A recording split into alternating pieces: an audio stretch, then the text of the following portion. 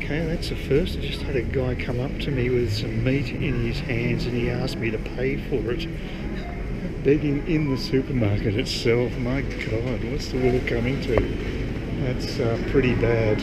Went to the checkout and it was pretty busy, and there was there was one of those wheelie bin things I used to take the groceries, and that had stuff in it, but there was no one there actually going through the checkout, so I don't know what happened there.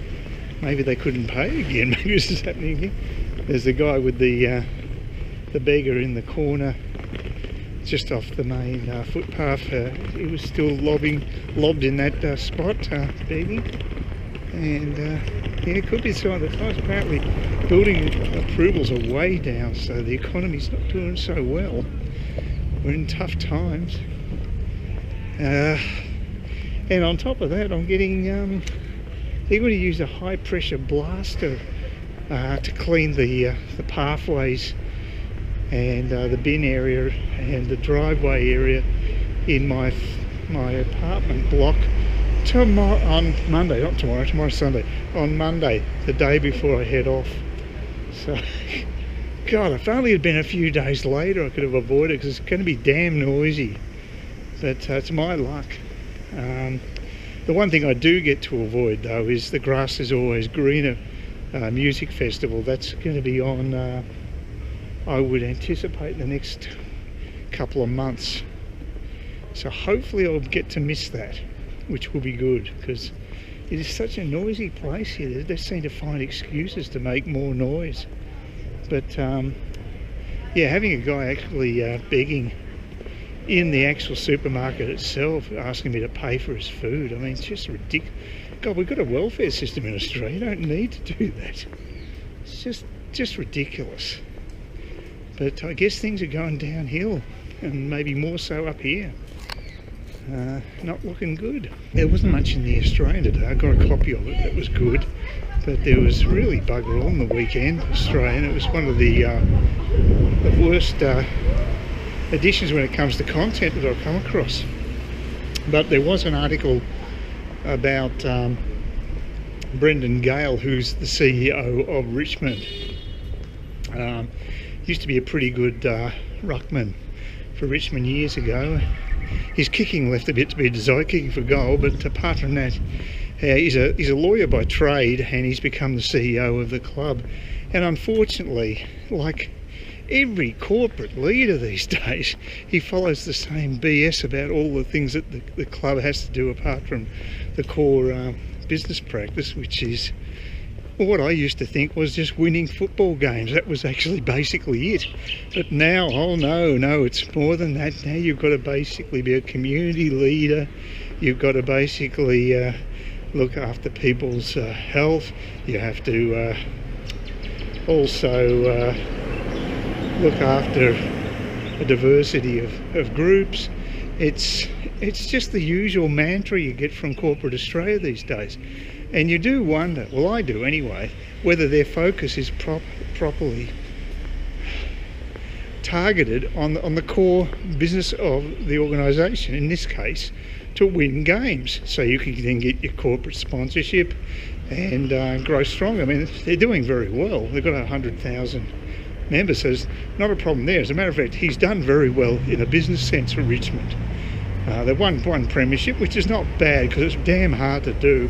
He's been in the job for 10 years, so I guess his hit rate is above the average, because I think there's 18 teams now in the AFL. So in getting one premiership in 10 years is definitely ahead of the odds, and they do have a chance to actually win again this year. Although there was another article saying that statistically Richmond haven't got a hope of winning the flag, because they haven't been ahead in certain key statistical measures. What a load of BS. I mean, it's got nothing to do. It's about how a team bonds together and plays as a team. And they're human beings after all. They're not robots. So, you know, you just make sure that they play together well as a group, and anything can happen. And of course, there's too many variables to pick. Injuries, the conditions on the day, the emotional situation with the players on the day. There's so many things. You can't possibly pick who's going to win a game. That's the the good thing about it. It's interesting, but now, of course, in Australia, the journos had to come up with some BS story about stats and declare that Richmond is not capable of winning the grand final this year. Yes, they are. They've got a chance. They've got as good a chance as any other team in the top four, although they do have to play Brisbane at Brisbane, and it's going to be a very good test for them. But if they're good enough, they will win. So people try to intellectualise basic things these days way too much, and it's like the coverage of football. They have all these ridiculous statistics which may be of interest to a coach or coaching staff, but to the average TV viewer I don't think they give much of a rat's. But it makes the commentators feel as though they're doing their job better, that it's more thorough and based on some level of scientific stats and what have you. But I just think it's BS. So, you know, it's very much a people management business. You know, you've got a sporting group, you've got to make sure that they gel well together. You know, you have a team of champions, you have a champion team or a team of champions. A team of champions can be beaten by champion teams every day because the champion team has a united purpose, whereas a team of champions, they have the individual glory they're looking for, and that never works out. And I mean, it's an old adage, but it's true. So yeah, I know I'm sounding like a real traditionalist, aren't I? I think it's common sense though, and common sense is not that common, as they say. Anyway, it's a very nice day. I was going to go down to the wharf area, but I couldn't be bothered. Maybe some other day. I'm looking forward to getting out of here. It'd be good. Nice change of scenery. I could do with it right now. And not looking forward to the flight. That will be grueling, but it's a means to an end. And just imagine the crap they had to go through in the past. We had going bloody sailing ships, tiny sailing ships across oceans with bad instrumentation. And you know, we've got it easy when you think about it. And if they were told how people were travelling these days, they wouldn't have believed it if you told them. It'd be like science fiction to them. It'd be like magic.